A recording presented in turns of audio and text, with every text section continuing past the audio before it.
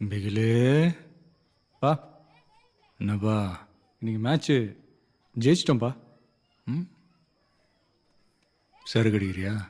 ஐயோ வேணாம்ப்பா, அடிக்கிறேன்னு சொல்லி தான் பாரு, கொன்றுவேன். சும்மா அப்படி கேட்குற மாதிரி கேட்பேன். நீ வேணான்னு சொல்கிறப்ப அப்பனுக்கு ஒரு கெத்தியா?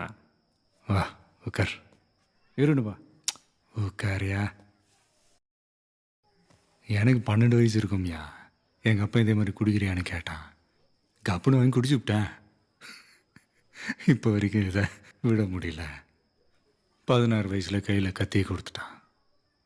தப்பு பண்ணுறதுக்காக அவனுங்க கத்தி எடுக்கிறானுங்க, தப்பு நடக்காமல் தடுக்கிறதுக்காக நாம் கத்தி எடுக்கிறோம்.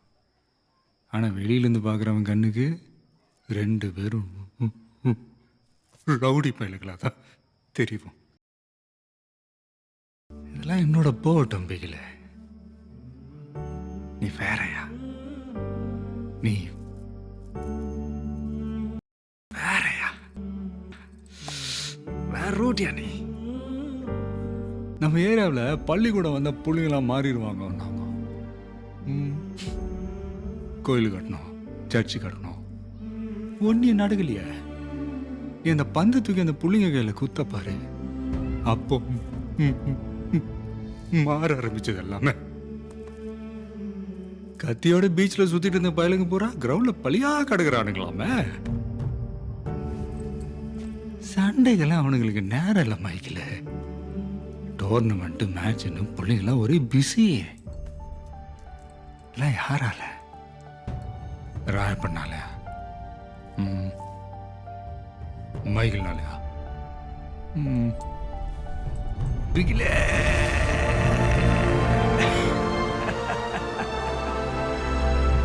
அந்த சத்தம். பிகிலு தான் அவங்களுக்கு ஹீரோ. பிகிலு மாதிரி விளையாடணும், பிகிலு மாதிரி டிவியில் வரணும், பிகில் மாதிரி பேர் எடுக்கணும். பிகிலு பிகிலு பிகிலு